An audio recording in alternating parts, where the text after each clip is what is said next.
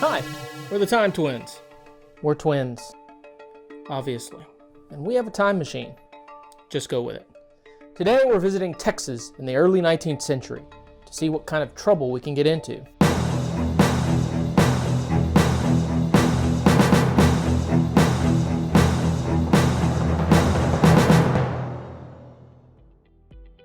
First off, what's with the we?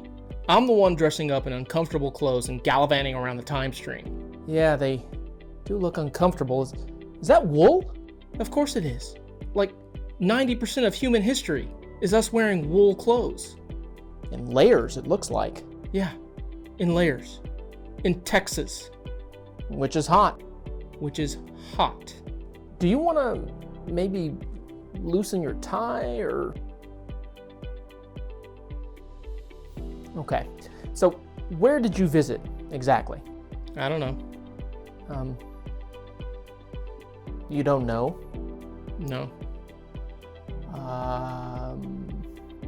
Might have been French Louisiana, might have been New Spain, or Mexico, or the Republic of Texas. Kind of depends. Oh, so you visited several different time periods? No, same time, same place. That can't be right. I'm gonna look that up. Okay. Okay. Okay. It says here that Texas in the early 19th century was part of...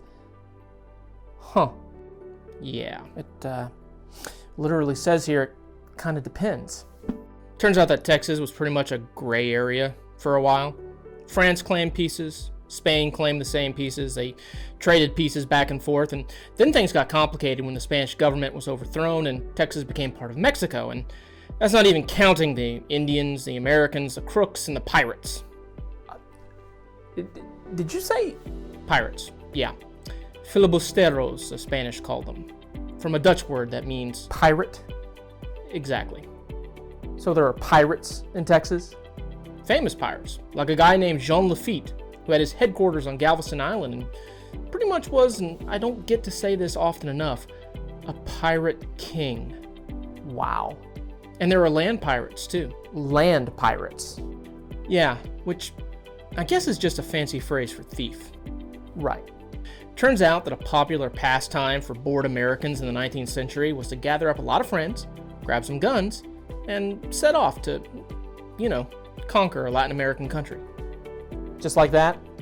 We call them filibusters. There were a bunch in Texas in the first 2 decades of the 1800s, some of them successful enough for the filibusters to actually set up governments and start making laws. Before Before a real army from Spain or Mexico came by and killed them all? Yeah, basically. Wow. So, when we talk about filibusters today, we're not talking about the same thing, are we? Not at all. Because a filibuster back then was an expedition to seize control of the place, and a filibuster now is speaking as long as you can in a legislature in order to stop the passage of a law. I guess the modern filibuster does involve someone stealing something. Time. Well, what did you learn? Wool clothing is uncomfortable, and filibustering expeditions seem like a really bad way to spend your spare time, especially when the country you were trying to steal land from sent an army after you. Oh, and that pirate kings were a thing. Only in Texas. Only in Texas.